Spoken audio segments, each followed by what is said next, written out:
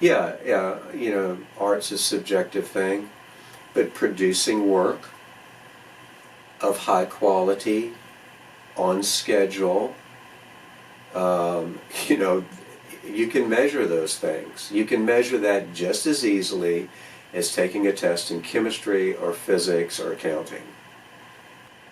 I love it when people, when they find out that you're retiring and they say, oh, what are you going to do? That just tickles me. I'm going to do exactly what I'm doing. I mean, traditionally, documentary photographers are very concerned about content, right? About what they're photographing. And so basically you're documenting something, a place, a person, a thing, an event, you name it, and you're trying to produce images that convey the essence of that to someone else. Okay? And as I said, the premium is on a really well-crafted, sharp, detailed image. Classic photography.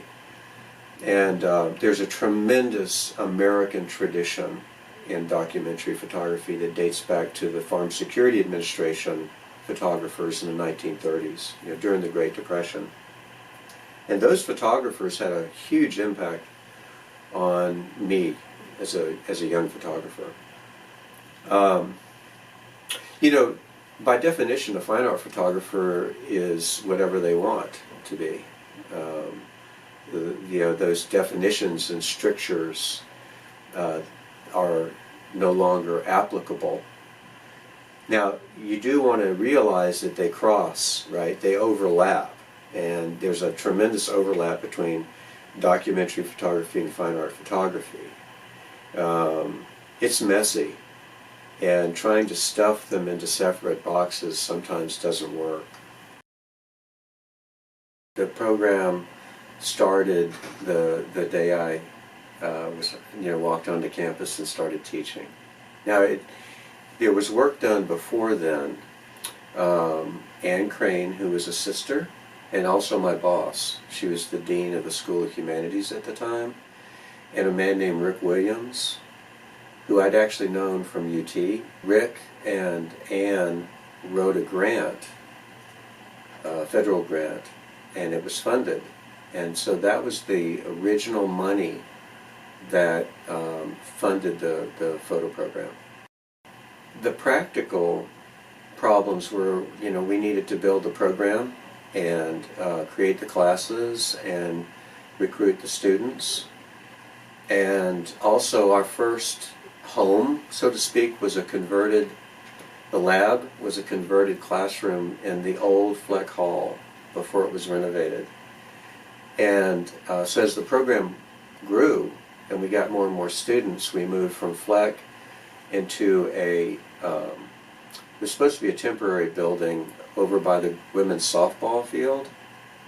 And we were there for 10 or 12 years or so, I'm not sure, I have to look it up. And then eventually we were moved into this building. We wanted to build something that was based around the idea of visual literacy. And that's been the guiding light philosophically. The biggest change for the program was the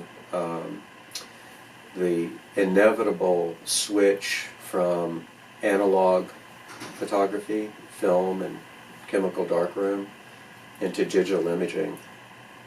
And that was a struggle. I embraced digital imaging early because I always wanted to be a printmaker. I almost went back and got an MFA in printmaking. So inkjet printing gave me an opportunity to make photographs with ink. And that was extremely exciting to me. So I got involved very early. And I think that turned out to be fortunate because I climbed the learning curves for myself. And then I was able to use that to build the curriculum that we needed for the photo program when we went from analog into digital. I don't like telling students what to photograph. I don't like dictating to them what a good photograph is. I like raising questions, and I like the dialogue that comes from looking at those questions. But I think it's imperative that each person come to their own definition of what makes a good photograph. Oh, the abstract work is relatively new. And